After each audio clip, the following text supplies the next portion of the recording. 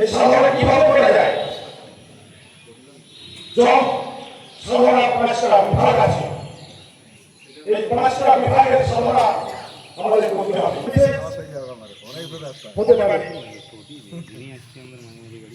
কোন ব্যক্তির সঙ্গে কোন রকম হিংসাত্মক মনোভাব নেওয়া যাবে না।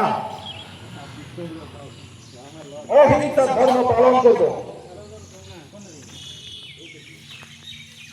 তারপরে হচ্ছে সত্য, সত্য কথা বলব, সত্য পথে চলব।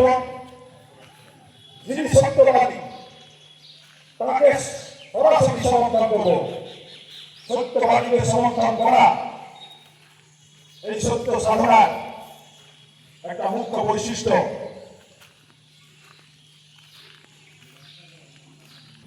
অপরের দ্রব্য না বলিয়া গ্রহণ করাকে চুরি বলা হয়। এই চুরি না করা, মনকে সংযত রাখা, এটা হলো অস্তেয় সাধন। ব্রহ্মচর্য, ব্রহ্মচর্য হলো ব্রহ্মকে জানা।